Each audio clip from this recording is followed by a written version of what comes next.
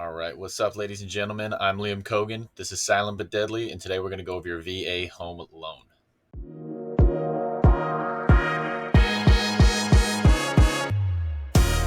So, briefly to go over this monster of a veterans benefit, a lot of people don't access this tool, and you should. Even if you don't want to consider buying right now, or you want to rent, or you live somewhere where it'd be difficult to find a home,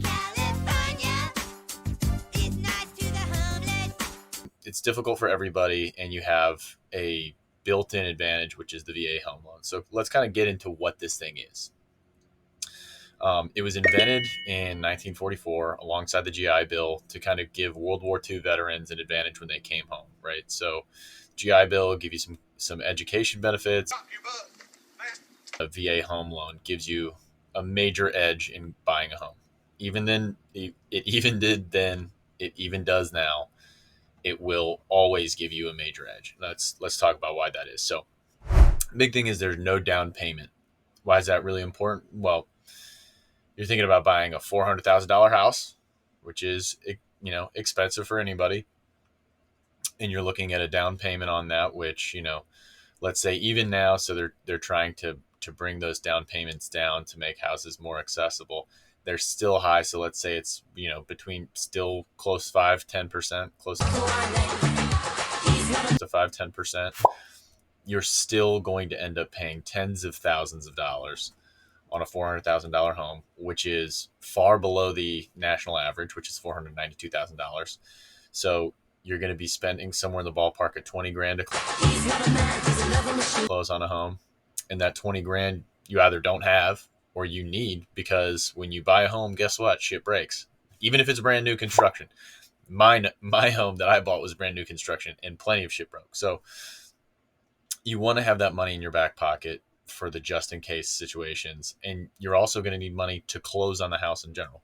So another part of why this is a really great home loan is it's VA backed. So you pay what's called a VA funding fee at the very end of your loan. It's part of your closing costs, and it's basically saying I'm paying to use this benefit, this amazing loan, and then the VA is going to use that money. They're going to back your loan. They're going to help you pay debt. They're going to help you kind of build a manageable loan out of that, right? So if you're not paying 20% down on your home, you still have a $400,000 loan. That means the interest rate's on $400,000. So everything that the VA does is to get you into a home. So you pay that VA funding fee at your closing, and you will basically have a more manageable loan. They're going to help you with either interest or your monthly rate.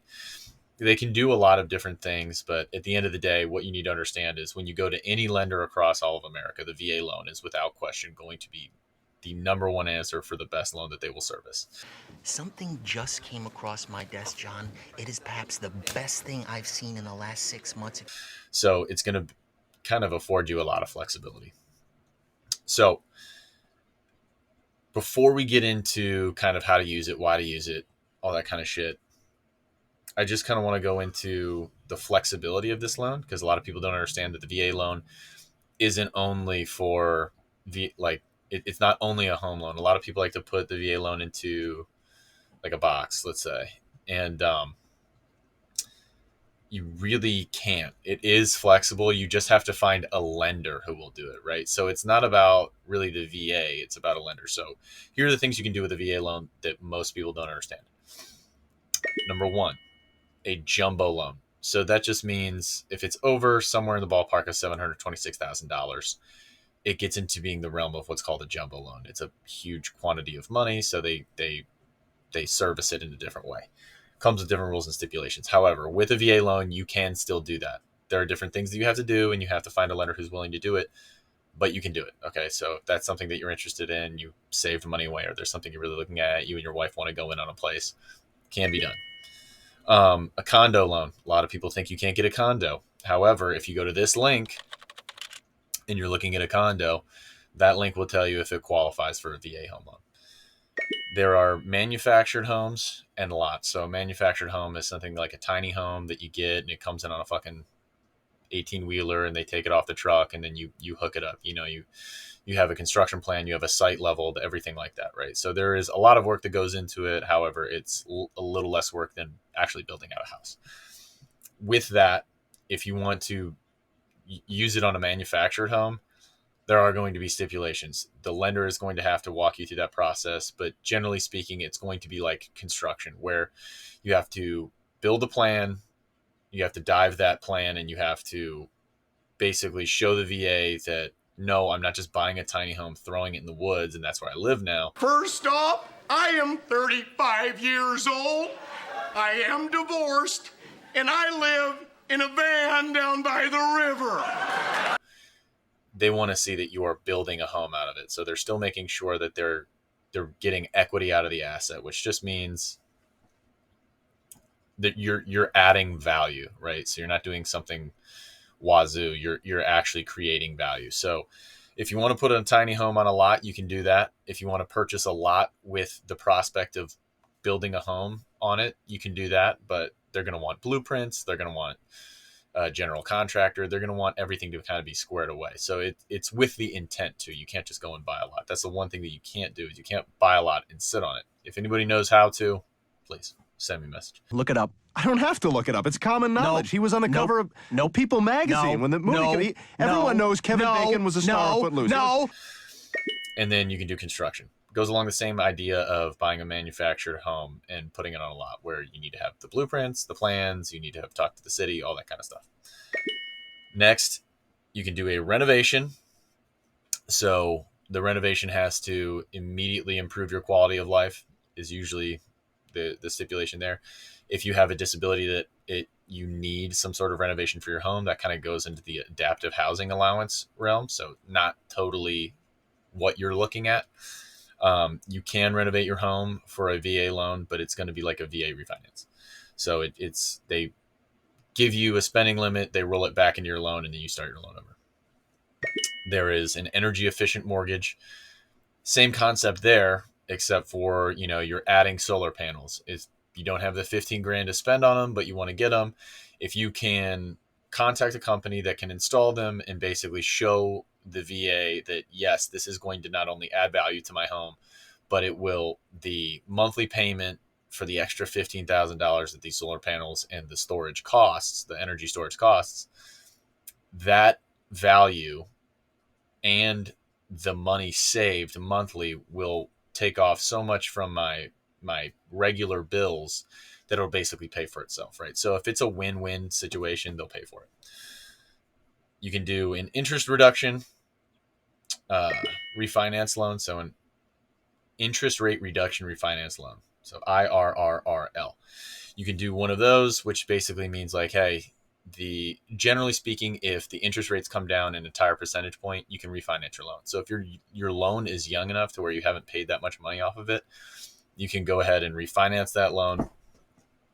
And throughout the life of the loan, an entire percentage point is going to save you the money from restarting that loan. Okay, if that makes sense. So you've paid X amount of dollars on your loan, let's say $20,000 off of your loan over the course of a year, but you can come down an entire percentage point on your interest. You're absolutely going to save money on that deal. So that $20,000 doesn't matter. Take the 1% interest and then refinance. And then the last refinance is the cash out refinance. So let's say your home goes up in equity. I get, all the rates went up. All the homes got more expensive after COVID because we shut the whole country down.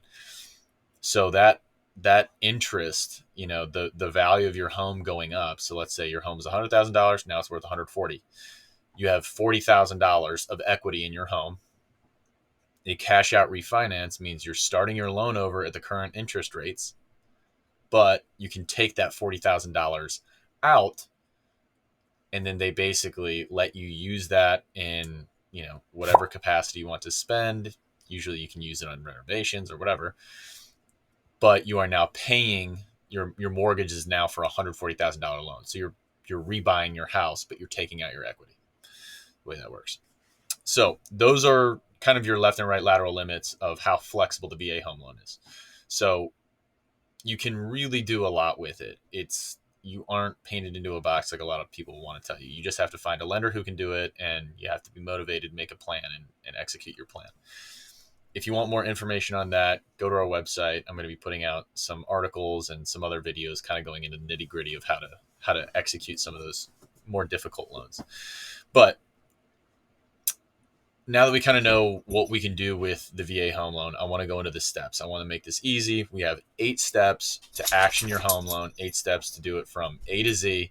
Now, understand there are things that go on between these steps. You know, it's not just 8 sentences and you've bought a house. You know, there's work that needs to be done.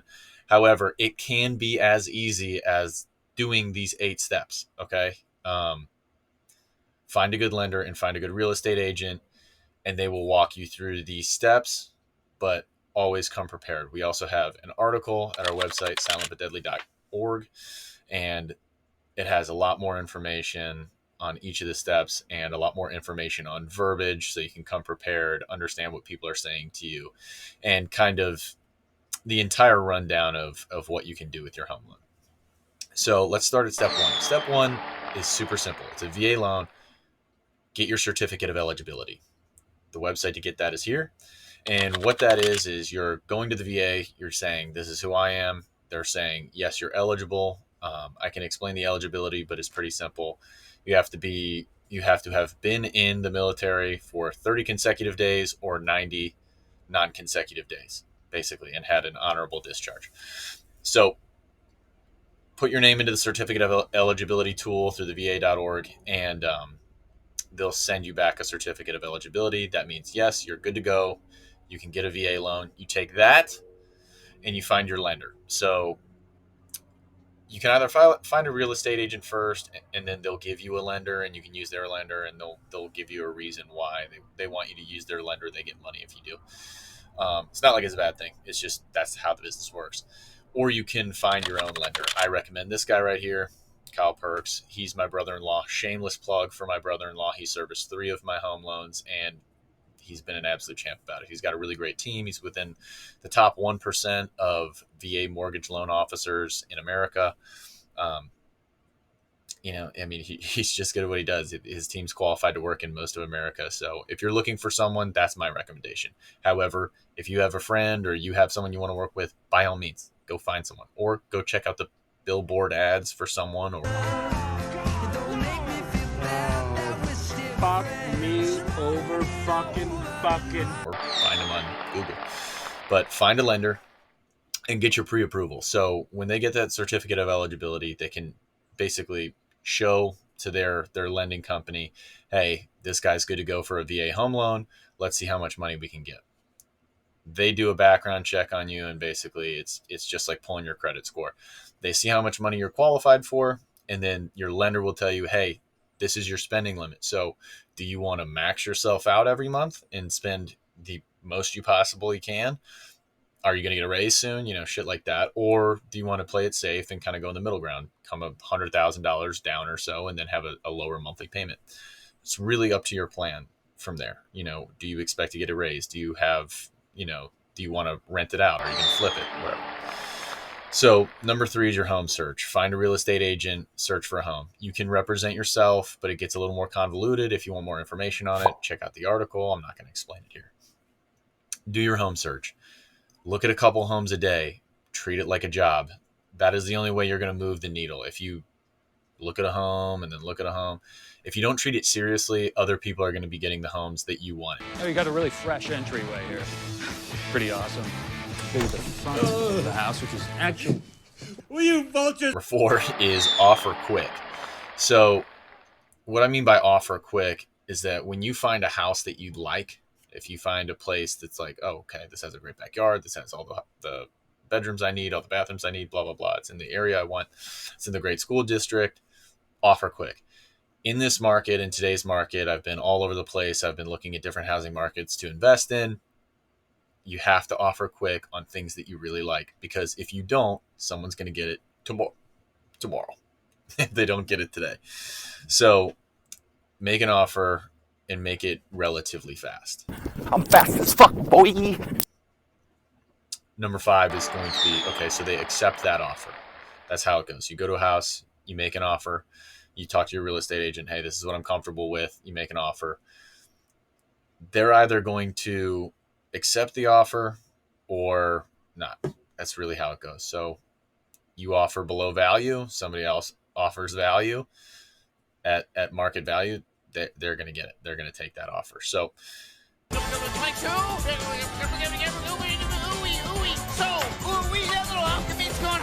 take your offer. The next steps are appraisal and inspection. I call this kind of one step because this is your between your offer and actually getting really serious about that home. This is where you can totally back out of the house, right? So if you're worried about the plumbing, the septic, the integrity of the house, structural, blah, blah, blah. If you're worried about anything, this is your time period where you have all the means to back out. You know, you made an offer, but that's okay. That's not set in stone. It's just an offer. So the appraisal, the VA is going to make sure that the home is worth the money that they're going to give you for it, right? So if it's worth less and you offered them more, the VA is going to say no shot. You know, if you offered 400,000 and the VA thinks it's worth 200, too bad, you're not getting it.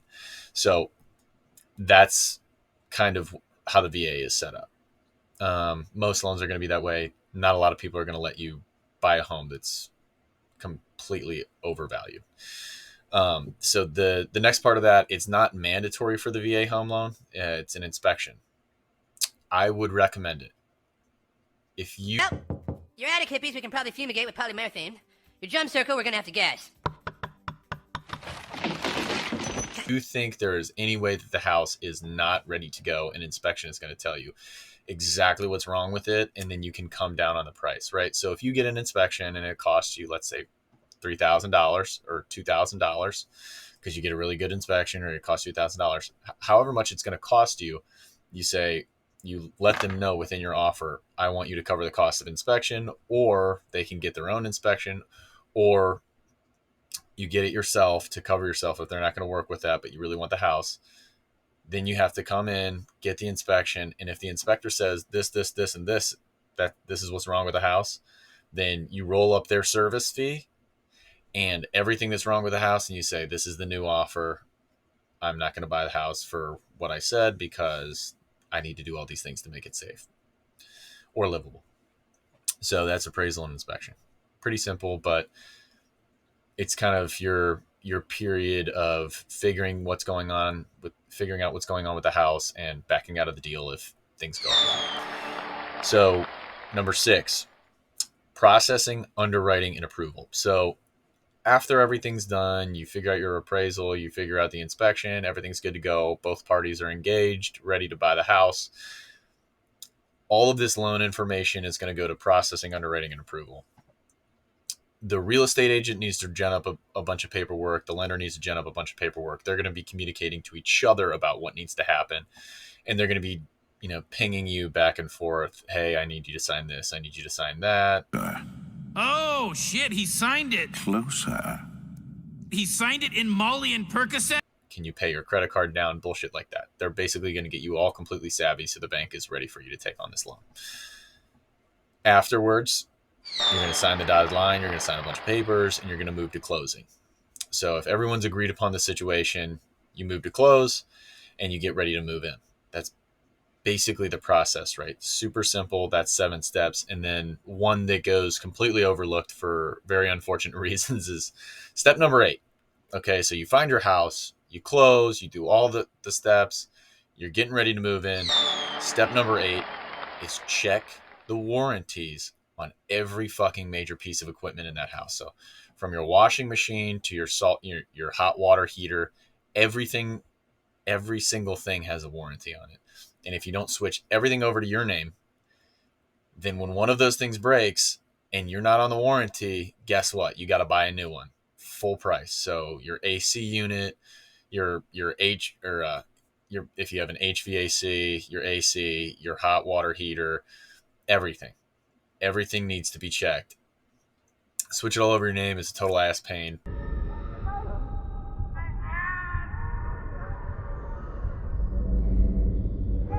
Put it in your little binder with all your other BS for your house, and then just tuck it away. And if anything breaks, reference that, and hopefully you're inside your warranty, which a lot of the time it's like 6-7 years for a lot of those larger items.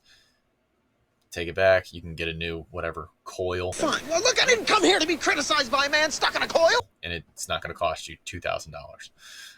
So that is your 8-step plan to get you into your new VA home.